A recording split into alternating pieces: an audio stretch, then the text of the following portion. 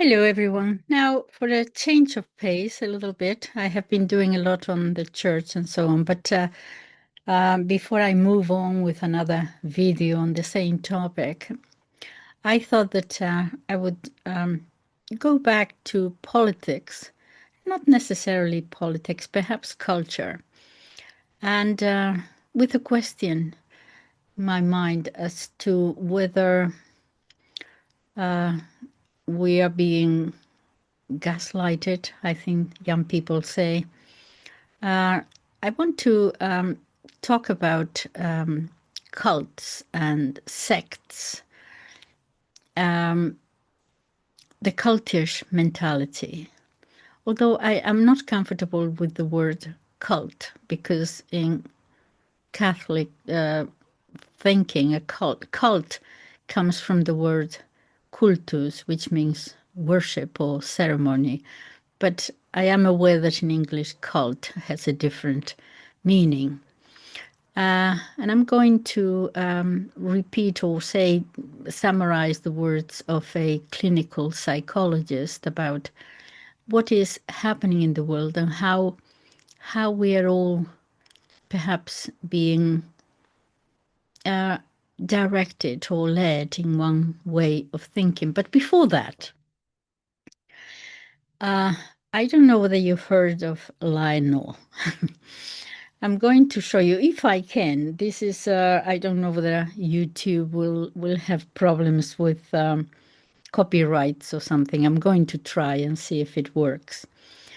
I'm going to show you Lionel's work. I follow this great American author. He's very, very popular, and I follow him. No, I don't listen to him all the time because sometimes he just starts talking about all kinds of things and he loses his train of thought and so on. But I found one video that he posted, oh, I suppose it's about 10 days ago, something like that.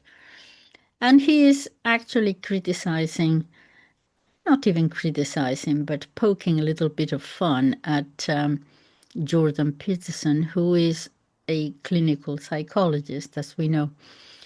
And let me show you. I hope I can share it.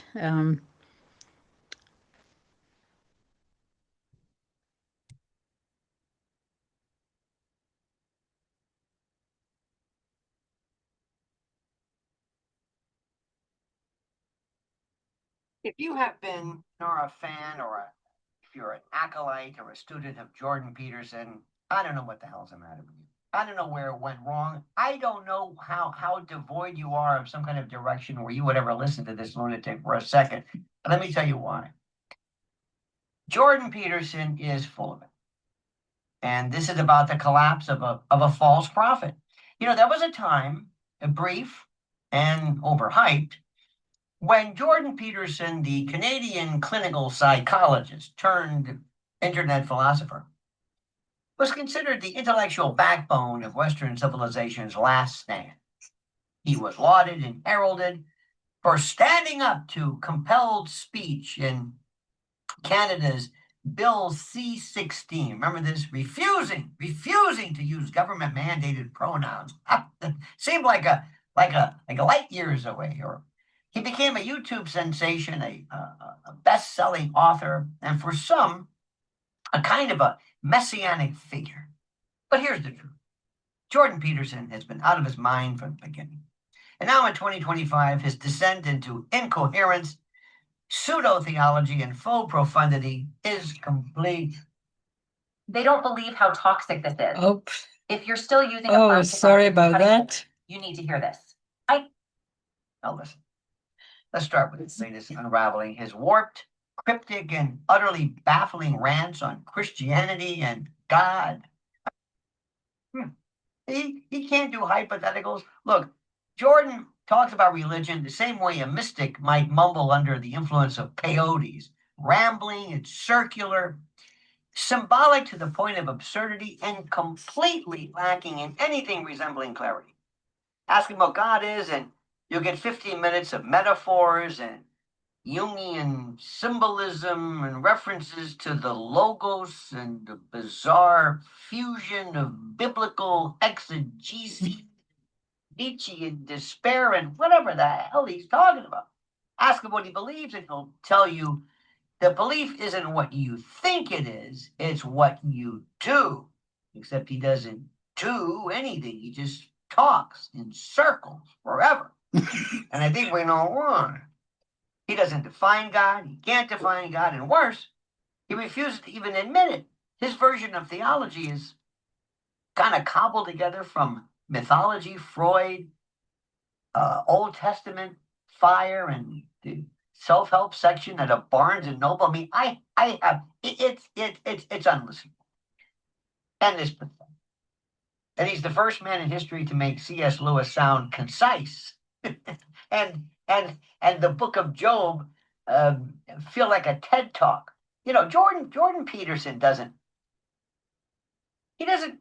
I don't think it bothers him, but he doesn't provide clarity. He obfuscates. He bewilders. He doesn't build anything. He mystifies. He confuses and drowns any attempt at real dialogue in a sea of $5 words and 12-step salvation pamphlets for men who forgot how to shave. I mean, it's so sad. This is a guy who went from I won't say Z or Zer or whatever the pronouns is, to suddenly pretending to be a vessel of divine logos, you know, on a mission somehow to reinstate metaphysical order. He sits in a tailored suit, crying about the Bible, whispering about dragons and chaos, and posting hour-long videos that say absolutely nothing but clean your room, stand up straight, life is suffering. And at first this was kind of harmless pseudo-wisdom, and now it's theological performance art disguised as insight. And what's worse, no one calls him on it. No one has the guts. Well, I do. He's out of his mind. Peterson, Jordan, has become a parody of himself. He's like the Professor Irwin Corey of self-help or whatever it is, this intellectually bloated, emotionally unstable, and philosophically empty vapidity that he spews. And by the way, there's no there, I think Dorothy Parker would say. The deeper you dig into his lectures, if you bother, the more you find that he is constructing an elaborate tower of abstractions with no foundation. And you think you're getting wisdom, but you're just being fed high concept filler because he doesn't know what the hell he's talking about. He gives you sermons for the spiritually starved, delivered by a man who can't decide if he's a scientist, a preacher, or a motivational speaker for the existentially confused. Or, I mean, I don't know what. Look, let's call this for what it is. It's cult behavior. His followers hang on to every tearful little notion and nuance, every tearful lacrimating pause, every linguistic detour, like it's gospel. Meanwhile, Peterson himself has become increasingly erratic. His health collapsed, his worldview calcified, and his ideas have grown more arcane, more apocalyptic, more impenetrable with every new appearance. He's now the intellectual equivalent of a QVC doomsday prophet, a man who sells suffering as a virtue and ambiguity as brilliance. So what does he actually offer men? I guess the so-called redeemer of masculinity. Life is hard. No kidding. There you go. Be responsible. Fine. Thank you. Tell the truth. Ground-breaking, earth-shattering. These aren't revelations. These are fatherly cliches wrapped in Jungian buzzwords and delivered like divine scripture. His 12 rules for life. This thing is a self-help pablum, cloaked and shrouded in the illusion of depth. It's Tony Robbins with a thesaurus and a nervous breakdown. Yet Jordan Peterson walks on stage like he's Moses, returning from Mount Sinai with tablets in hand. He's not. He's a clinical psychologist who got famous for pushing back on pronoun usage.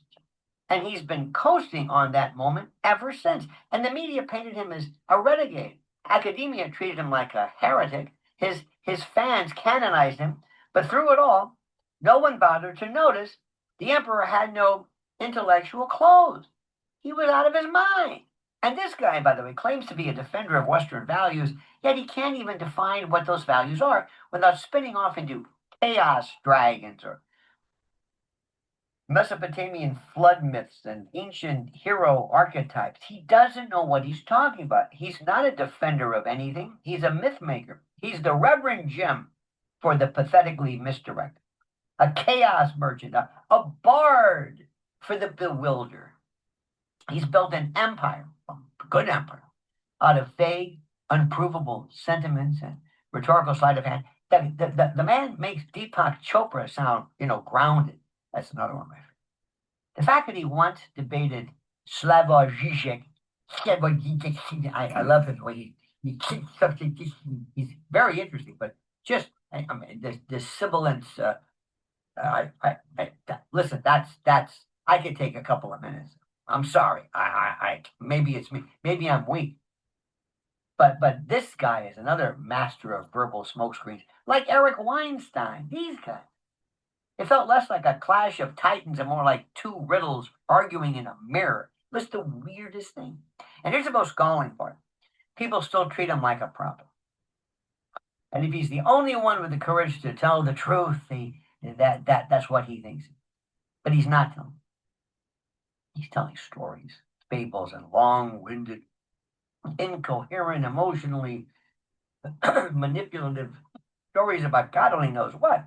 And we've reached a point, I think, where even these stories don't make any sense to anyone. You don't need a PhD to see this man is completely, hopelessly out of his mind, lost in his own mythology. Where is the call out from academia, from the church, from the intellectual class? Nowhere. Because calling out Jordan Peterson gets you labeled intolerant or worse, unmoved. But I'll say it clearly. Jordan Peterson is full of shit. He's a charlatan, cloaked in sincerity, a man whose pain is real, but whose wisdom is counterfeit. And he offers no salvation, only sermonettes at bad ones. Spiral-bound scripture for sad men looking for meaning in all the wrong places. Kind of the Johnny Lee of the intellectually downtrodden. Jordan Peterson is not your savior. He's not a prophet. He's not a genius. He's a highly articulate man drowning in his own mysticism, his own self-imposed mysticism, unwilling to admit that he's out of his league, out of his depth, out of his mind. He was never meant to lead a movement. And the fact that he has is symptom of our time. It's our problem. An era so starved, so, as I said, so bereft for heroes, that we hand the microphone to the nearest guy who says no to the mob and yes to the dragons or whatever the hell he's doing. Look, it's time to stop pretending he's saying anything. Listen to me. It's time to start asking real questions today, real answers. Okay? Moving on from this false prophet narrative. Jordan Peterson is not the antidote to modern confusion. He's a symptom of it. And the sooner we stop pretending otherwise, the better off we'll be. Now, you're entitled, of course, to follow his work if that's what you want. I mean, I can't tell you not to. It's a free country. But if you do, you're wasting your time. So what do you think, my friend? What do you think about this? Let me know. Give me a thought. Reach out and touch.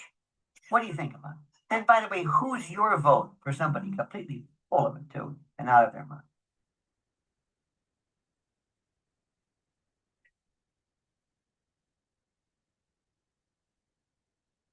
Okay, I hope I can keep it there. I hope YouTube. I hope you enjoyed it. I certainly did. Okay, so let's talk. Let's go to the another clinical psychologist.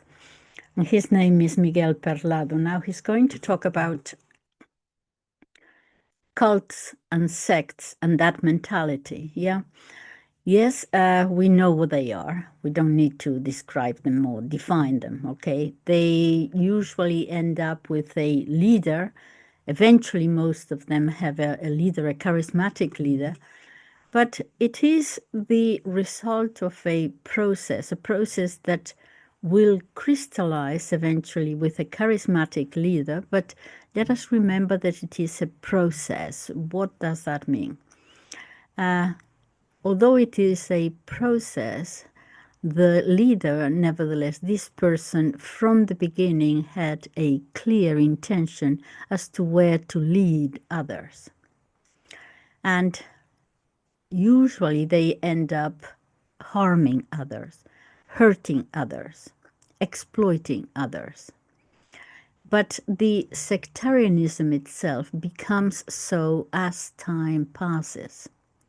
There is a very close association, a complicated association between the devotees of the sect, of the cult, and their founders.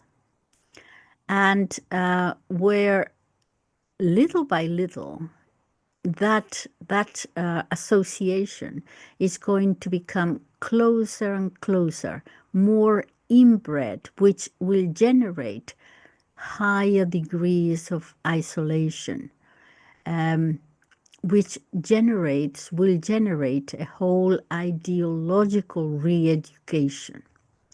The result of a process, and that is applied also to the founder himself or herself. At first, the founder can very well start with in a very small way, and as he is receiving that input from his followers, more or less narcissistic, in that he is the recipient of a certain devotion, he is the object of a certain obeisance at different levels. Little by little, the figure of the founder, of the charismatic leader, will grow. So what you have then is a sort of a spiral, a loop that is fed back with the passing of time. The founder will see himself now as a chosen one, and then he will choose others, and in the measure that these others will feel themselves also as chosen, that loop closes more and more. And then that becomes what we normally describe as a sectarian relationship, which we're going to see later that it doesn't only apply to sects or cults. We might be living through one of us ourselves without knowing it in a different way, but that comes in a minute. So it's a relationship that it is not just exclusive and exclusivist, but also revolves around the message, a transforming message, which can reach a very high level of penetration, very high level of penetration, very powerful at times, in times of crisis, of vulnerability that we feel at times, of unease, uncertainty. And it normally ends up badly. But we see that his devotees become like an iron core extending outwards, radiating the message of the leader. Things happen more and more, will happen more and more frequently now behind closed doors, so to speak, in an environment of intimacy, penetrating, and here comes the danger, because you can believe, of course, whatever you like and follow whoever thinker or guru or philosopher makes sense to you. That's all right. But the danger begins when his teaching begin to penetrate your most intimate conscious morally and consciousness intellectually, both morally and intellectually. And here comes the danger, to reach that point where your will now begins to fold, to bend, to die off, precisely because of that meddling, that penetration, that invasion, really, into your most intimate conscious and consciousness. And so the devotee's way of perceiving reality is now altered. Their way of the devotees, the followers' ways of communicating with others, their way of what they feel about themselves will change, will be altered, and little by little they will reach a complete transformation or alteration of one's own individuality. One stumbling block is that if they are adults, asking the question, who are you? Who is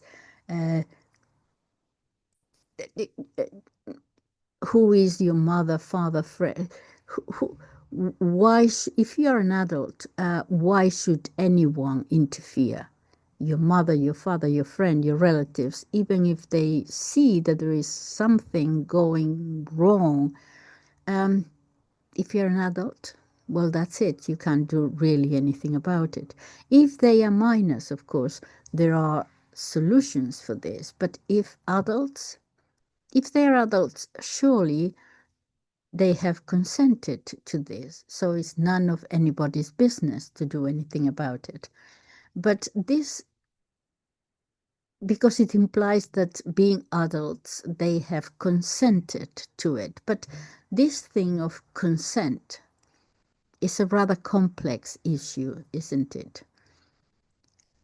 We could also speak of not only minors, but sometimes of vulnerable adults. Why not? This is difficult because vulnerable, we are all vulnerable to a greater or lesser degree, of course. We all need of others in different ways, at different times, in different situations and contexts, yeah? In fact, maturity could well be defined as your capacity to relate to others, to the outside world, the world outside of yourself. Maturity. But these groups that the leaders, the ones who are penetrating into your consciousness and altering your will or leaving you without it, know that. They know that we all have vulnerabilities, some of which makes us more, being vulnerable sometimes make us, is a good thing in the sense that these vulnerabilities make us more open to others and hence increase our understanding, our empathy with others. But vulnerabilities can also create fissures and cracks, yeah, through which, at some vital moments, certain situations, that vulnerability widens even further. And there is where the risk is. That the risk where a message, highly seductive message, enters in through those cracks. Is there any type of person that is particularly or highly susceptible to this? In other words, what we could ask, what kind of person falls into this dynamic? Obviously, there is no clear prototype. Different peoples, many diverse. One can be more or less acceptable to different seductive messages, advertising, propaganda. So you can have from children to older folk. It seems that the research and clinical experience points to when we are most vulnerable to times of transition in our lives, in individuals, moments of crisis, that we are more open to these messages, to these seductive messages.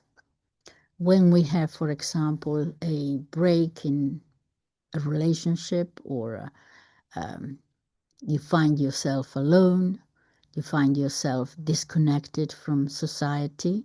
There are many reasons for this to have taken place. And at that moment, you are very much in need, whether you are aware or not, of that sense of belonging. That is when you become uncertain, disconnected, a crisis of who you are, let us say, or you ask yourself, who am I? How do I see myself? What do I expect of myself? Anything? Nothing? It is in situations such as this that sect behaviors increase, because they touch those fibers. So not just one particular profile of a person, there are many. Some people with more proclivity than others, more vulnerable to these groups' seduction strategies. The need to belong. This is essential. We all have it. Well, not all. You also have the other extreme, perhaps the psychopath or the narcissistic person, the person who uses other people. But these people don't join these groups, or if they do, it is not to obey a leader, it's to benefit themselves from that group situation.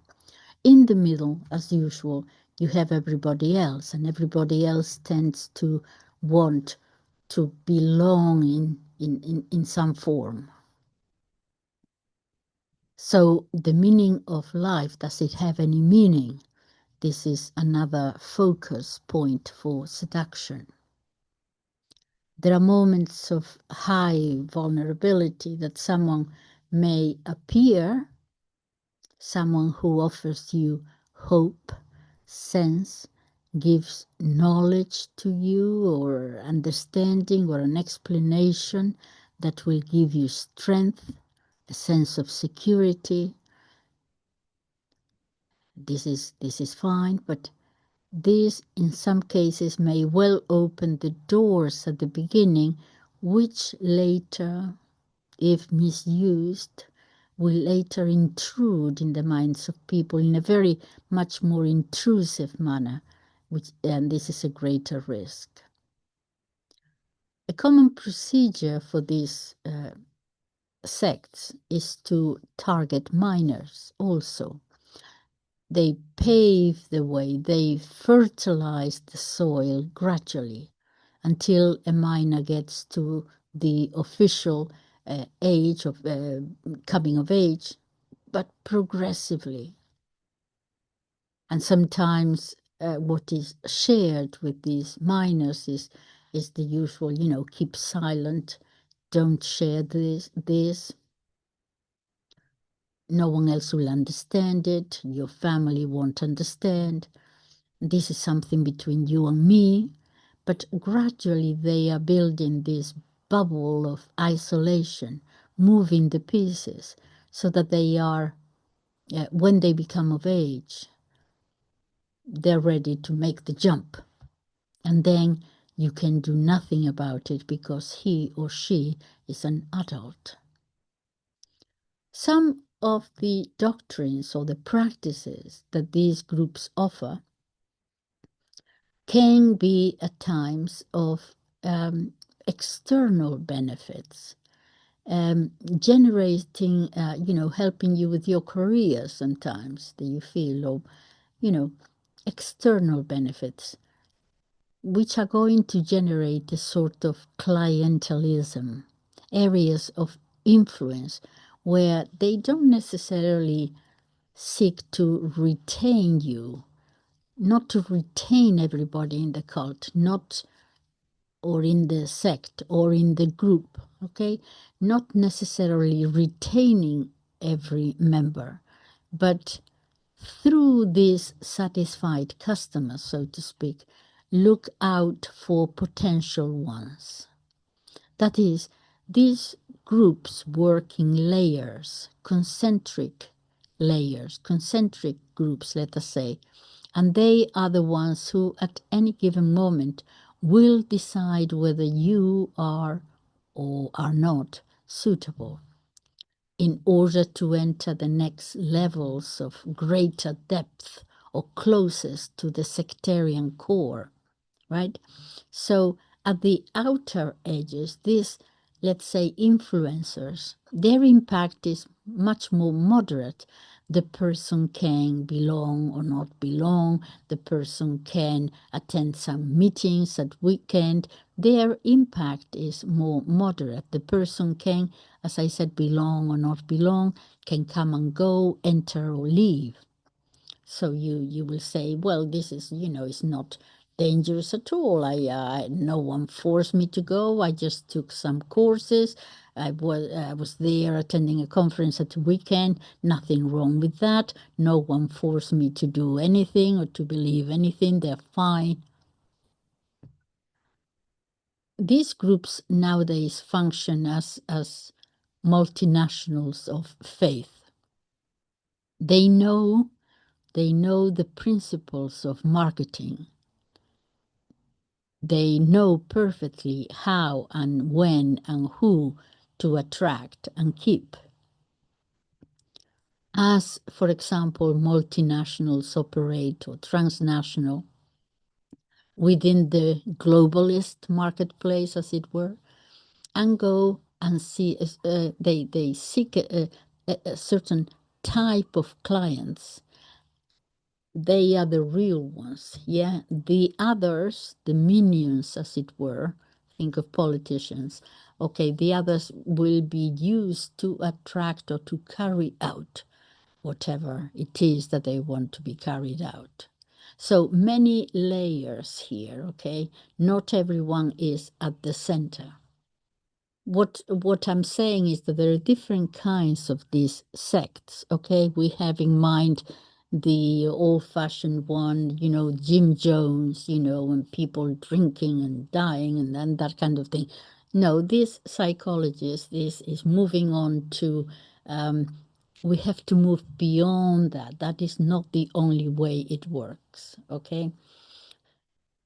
So not not everyone by any means have this they all look like these old-fashioned doctrines of being a sect as we used to understand the word. And I mentioned Jim Jones, but it could be all matters of different kinds of abuses, sexual, spiritual, moral, psychological. But the idea, the image that we have of sects, that overall imagery, it's much more sophisticated now. So what are we talking about then? Okay, we're talking about, this is like a line, a continuum that goes from less to more, both in terms of influence, of impact, etc., etc. But overall, we are talking about control, different degrees of control on people, control of external information, for example, reaching them, very powerful ways, also in how one sees oneself, breaks with those links close to the person, those links that we had. There could also be, if you were to leave, damages at the economic level, damages in many ways, if you don't follow once you're in, yeah. But now they operate beyond those obvious abuses. Those abuses were much more noticeable, much more noisy in the past. But now they may not generate any noise at all, or at any rate they are much quieter. And the damage done and the harm done is also more quiet. But just because it is more quiet does not mean that it is less harmful. Because these situations leave mark an impact. Marks not necessarily physical, but for sure with varying degrees of abuse, moral, emotional, spiritual. And the marks are very, very deep inside. They're very intimate. And once this first moral abuse takes place, once this first step is taken, the others will easily follow. The thing to remember is that it's not a matter of one sole act, of one event. There were cases of, making you a slave or something and branding your arm with hot coals and things like that. No, that's too extreme. It is a process, a series of situations that fit together into a continuum as time passes and build a relationship pattern that is, these are necessary steps in some cases. And you may not be totally aware of those steps, increasing further steps. But when you have come to accept certain acts, it is because there has been a numbness of the mind in a progressive form until you accept that act by itself, that you wouldn't have done necessarily before. But now it seems natural, and you say, oh yes, this is necessary. We are doing this, let's say, for the good of all. Or this is necessary because you will find a reason for it. Or this is a further step in that sequence of belonging, of bonding, of a secret that you share with the group that can be actually rather stimulating in an empty life. Something that tells you, yes, I am becoming part of something. I am part of something that is a sort of a secret, a hidden thing that is close to most other people. I am part of this selected group. And you are gaining access to places more reserved, a group more private, where only a few have access to, a few, the chosen. Only we, the chosen, have access to these teachings or this information. Or we are the only ones who can get close to the teacher, the leader. In other words, we know something that you don't. I am in the know, you aren't. That's very powerful to a lot of people. And of course, many of us can say, goodness, how can they got into this situation? I never go there. Are you so sure? How could they have become a member of that weird thing? Wasn't it clear to them that no, it wasn't clear. It wasn't clear because it was a continuous progress, a continual one.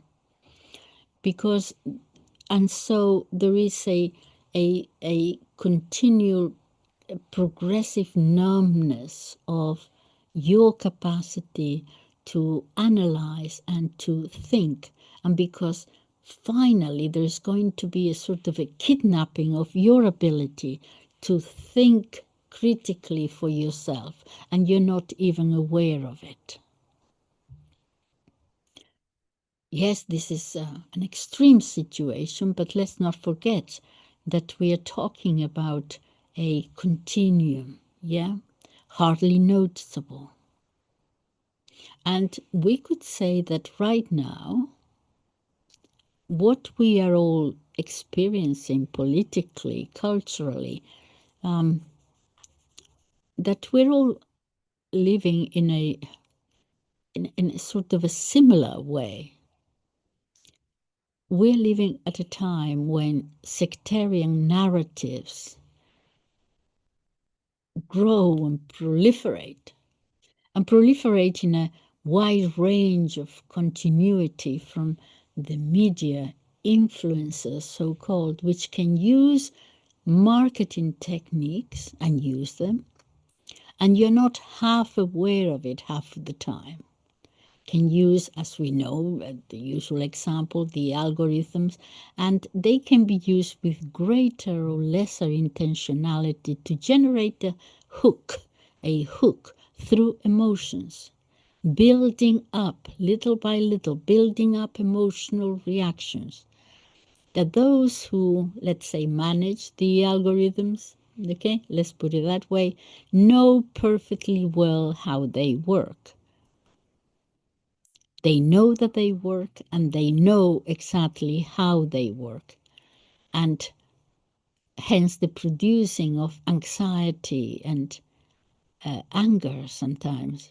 And that increases the hook to stay there. We have a whole, perhaps one day I'll do a video on anxiety. Anxiety, it used to be that you were nervous about something. Oh, I have some anxiety because I have to go to the doctor, or I have to. You were nervous, which is perfectly natural. Why? Because of fear, because of you don't know what is going to happen. Okay. So you're nervous about it. That is perfectly fine. But we have generated this thing about anxiety, and our young people are more anxious about just about everything. That will be another video on anxiety. But anyway, there are certain dynamics in this virtual world that points towards this sectarianism, this cultish mentality, the sectarian narratives, the language, the discourse. We find also marketing strategies that build brand cults to which many surrender. There is a certain reverence or devotion to the brand, be it a name or being communities are formed around these brand names. Brand names that are forming communities, if you want to call them that, but really cults or sects. Some more extreme than others, of course, in varying degrees, but these relationship systems are formed all around a brand. Call it identity or call it something else, it's a brand.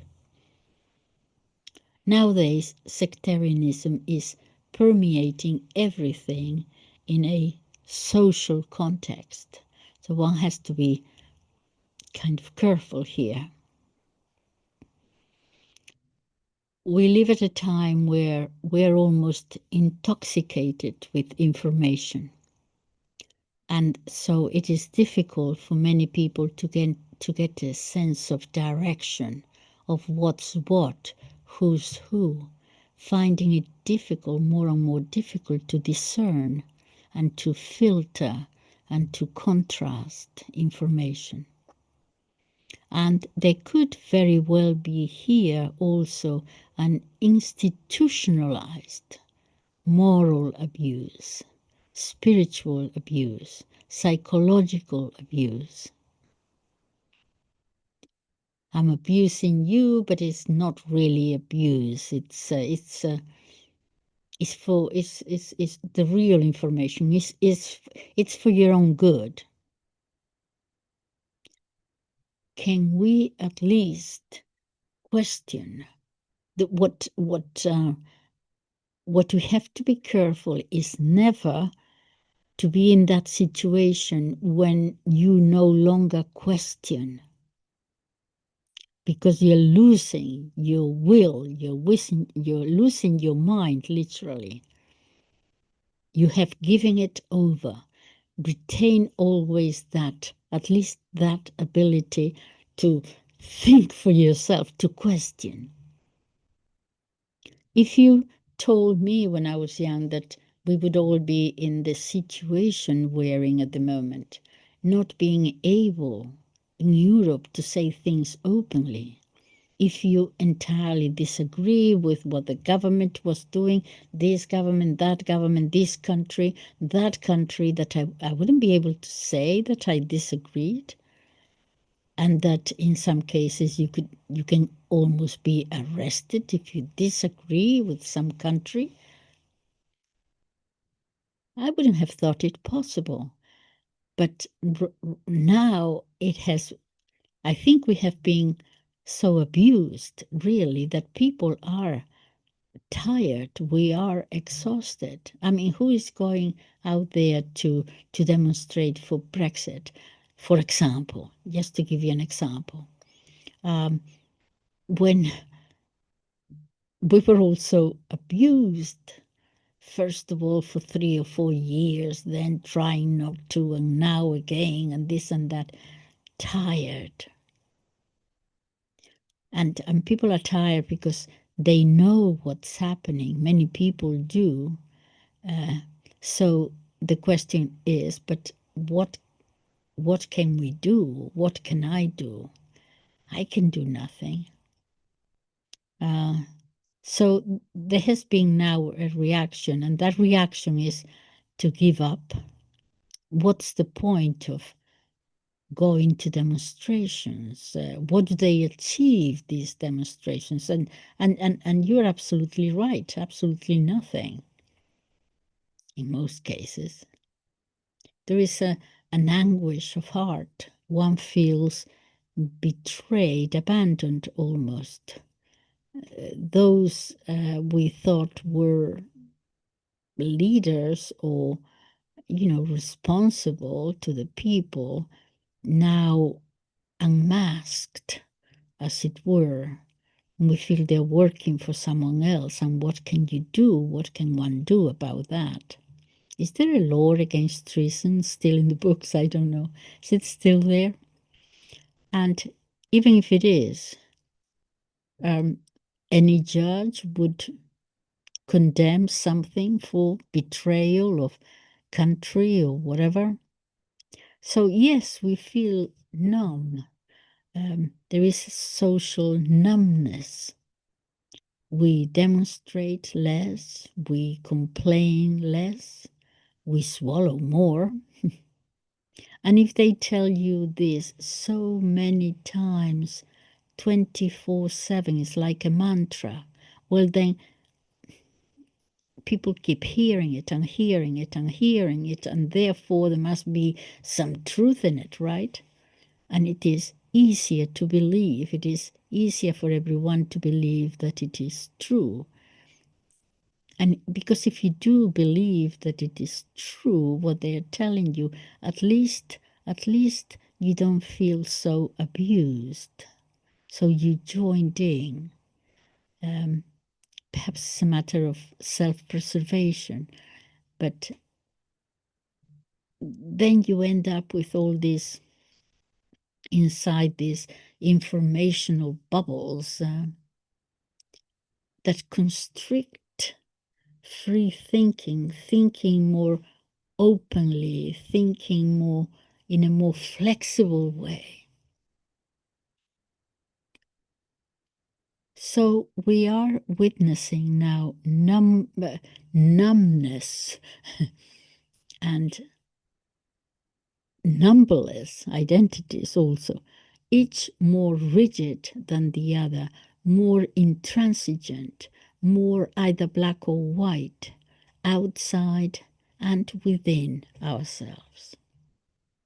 And I have a feeling that this is the weakness of religious faith, has a lot to do with it. Not having any clear convictions that sustain us. So everything else goes. All it's possible. Everything is possible. Everything is valid. It's valid today. Tomorrow it might be useless and worthless. And so where do you go with this? Of course, the anxiety. It takes you to this state of continuous worry, greater and greater vulnerability, because we need consistency. And this continuous vulnerability that they make you feel, that is like in the old-fashioned sects, in order for the loop to get closer and closer.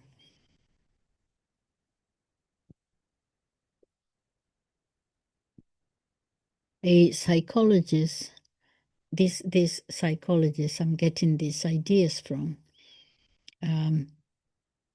mentions that another psychologist was remarking on the fact that what he notices in young people, this may sound like a stupid thing, but it's not. What he sees in young people, a certain inability to talk to themselves inwardly. What does he mean? More and more the language they use is a sort of a flat language. They will say, for example, let me show you this. In an exercise, the psychologist will say, no, don't show me. Don't show me the picture. Don't show me. Explain it to me. Explain it.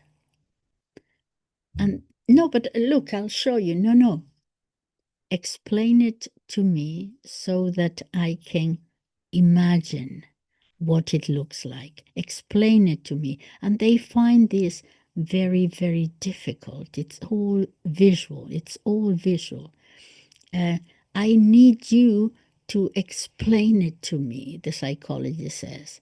I need you to take that mental journey of thinking, that you can explain it to me and that I can visualize it myself. This is not insignificant. And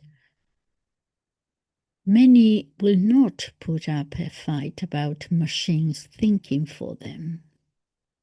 And they'll think it's great because they don't have to do the thinking. And they are urged to think of their identity, of forming their own identity, but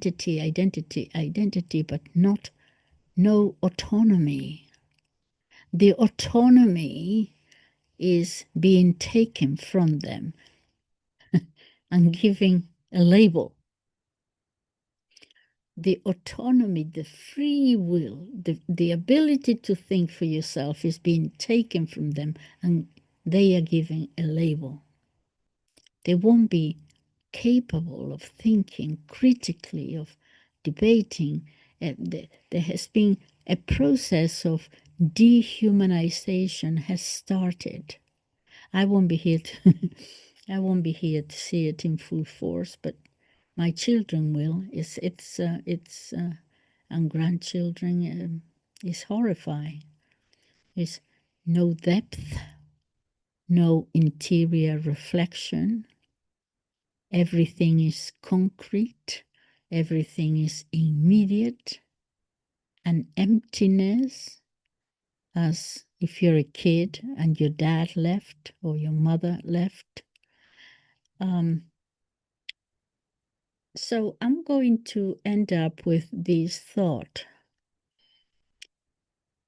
And I'm going to yes, with this thought, and it is a religious thought, that we need to go back to God and I tell you why. Many young people are doing so. Many young people now are tired, exhausted of the way they are supposed to interact in the world. And they're going back to religion. We are seeing it now in the pilgrimage now that is taking place in Chartres. They're all young people. I was amazed. You would expect it, some oldies. Well, no, because we can't walk, but young people. The remnant was showing yesterday. They had there at night after walking for 30 miles or something. At night, they had the adoration of the Eucharist. And young people were there. They were showing that everybody was young. So the young, I'm not so despairing perhaps, because I think our generation is what is the generation that left the world for them as it is. And they are perhaps, hopefully, taking it back. And I think this going back to religion and going back to God will do away with all these other artificial religions. So I want to end here in a word of hope that many are seeing it, but many will not, but many are. Well, thank you for listening, and bye-bye.